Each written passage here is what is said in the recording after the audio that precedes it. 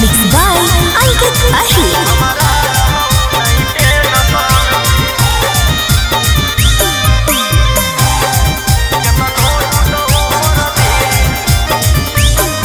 आरे चली गेलौ छोड़िए के मालहवार छोड़ा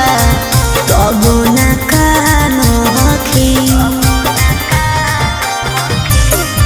आगे पत्थर के करे जाला बनैले हमहियो तू नहीं जानखी जब कैले हनी प्यार छोड़ा तब कुछो तो हो तो तोरा फी दारू गिलास में माल पास में जाह कहू जब मिल हमारा रहो नहीं टेंशन के तनो टूटो मोर दिल दारू गिलास में माल पास में जाह कहू जब मिल हमारा रहो नहीं टेंशन के तनो टूटो मोर दिल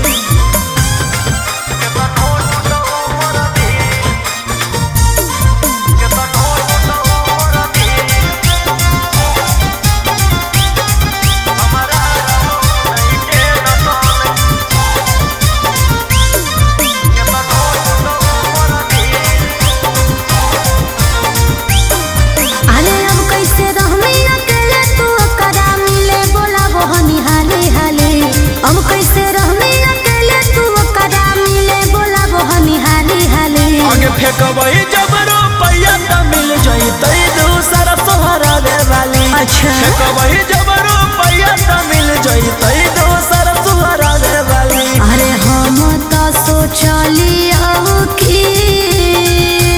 रोते रोते पूरा कर लेंगे दारू गिलास में माल पास में जाह कहू जब मिल हमारा रहो नहीं टेंशन के तनो टूटो मोर दिल दारू गिलास में माल पास में जाह कहू जब मिल हमारा रहो नहीं टेंशन के तनो टूटो मोर दिल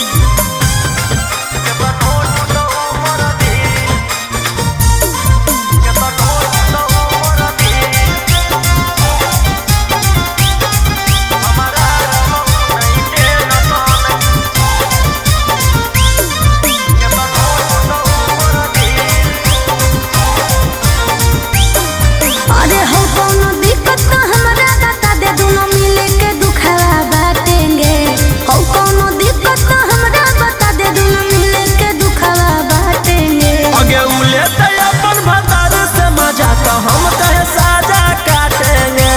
उलेटे अपन भतर से मजा तो हम कहे साजा काटेंगे अरे राजा रोशन रोही तोर बात सुन के दिमाग जा